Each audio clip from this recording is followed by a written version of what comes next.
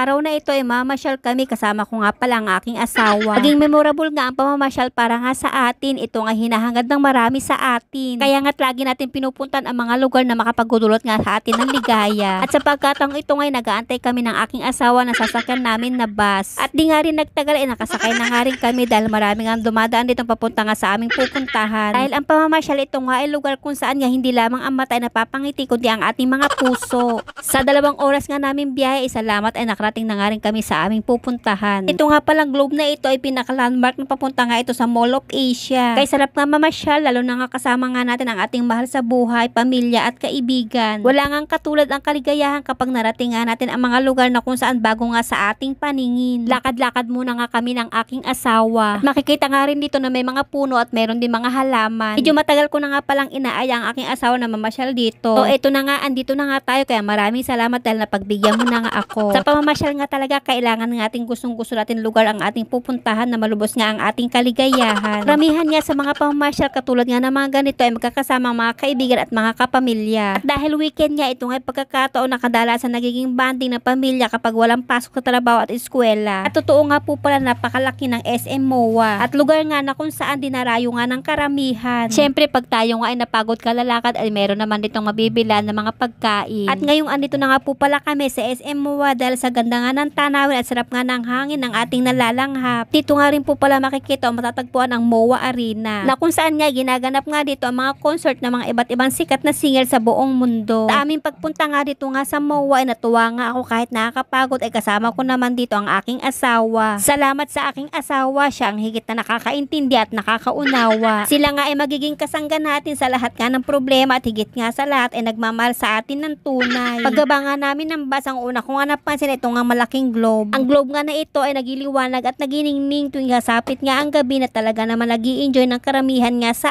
atin. Susulitin talaga namin mag-asawa ang pamamasyal kaya nararapat lamang na ituon natin ito sa masaya at makabuluhang mga bagay. At syempre higit nga sa lahat ay huwag natin kakalimutan magpasalamat sa ating Panginoon Diyos sapagkat siya nga ang dahilan kung bakit tayo nga ay nabubuhay sa mundo. Bago nga pala kami pumunta sa seaside o dagat ay magpicturan muna kami ng aking asawa. Sulitin nga natin ang ating pamamasyal picturan para nga mayroon tayong memorable dito nga sa MOA Arena. Sa pagkataong ito nga pupunta na nga kami ng aking asawa sa seaside or tubig na pinupuntahan ng mga tao na kung saan nga makikita ang view ng Manila Bay. Ang MOA nga isa sa mga sikat na mall o pasyalan hindi lamang para mag-shopping o mamili ng mga gamit kundi nga meron din itong amusement park na tabi nga lang ng dagat na tinatawag nga na seaside. Sa labas nga ng MOA at sa tabi nga ng dagat makikita ang isa sa pinakamalaking Ferris wheel sa Pilipinas. Napakaganda nga rito, napakaraming ang ride at kung wala naman tayong pera, punta nga tayo sa seaside at muni-muni at pakinggan nga natin ang alon ng dagat at antayin nga natin ang paglubog nga ng araw. Dahil sa weekend nga ngayon ay napakaraming ang tao na namamasyal. Grabe, napakataas nga po pala talaga itong Ferris wheel. Ito nga pinakasikat na ride na tinatawag nilang MOA ay. Ang MOA ay isang pinakamataas na Ferris wheel na kung saan talaga naman makikita ang mga iba't ibang magagandang tanawin sa ibaba. Maraming ang tao ditong namamasyal dahil napakaganda naman talagang pasyalan ito. Ang seaside na ito na kung saan nakikita ang paglubog ng araw na talaga naman nakakantig ng damdamin na nakakagaan ng ating mga pakiramdam. Sa totoo lang po ay ngayon lang po kami nakapunta rito ng aking asawa kaya nakaka-excite sa mga ganitong pasyalan. Napakaganda nga at napakasaya at nakakagaan nga ng pakiramdam. Sa mga gusto pong pumunta rito, napakaganda po ito. Marami pong ride dito na pwede pong sakyan ng inyong mga anak.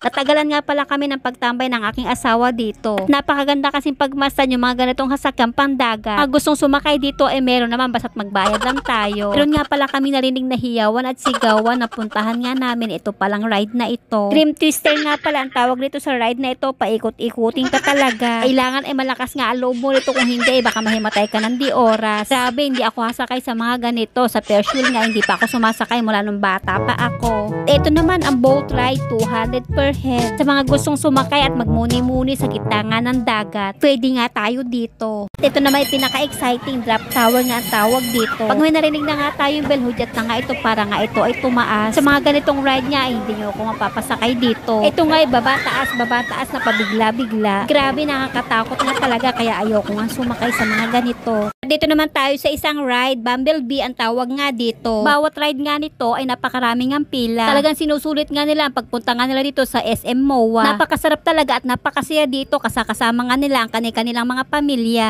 Nakakatuwa talaga dito, iba't ibang klaseng ride ang meron nga dito. Napakasaya talaga ng mga pumunta dito. Kaya yung iba nga kahit malayo nga ito, dinadayo nila sa sapagkat napakaganda nga dito. Pagkataong ito nga bibili nga kami ng sago dahil napagod na nga kami kalalakad. Sa pagkataong ito nga pauwi na nga rin kami. Kaya bumili na nga rin kami para nga sa anak namin. Salamat sa SM MOA, nakapasyal kami dito. Naging masaya at maayos ang aming pagpasyal. Okay, thank you for watching.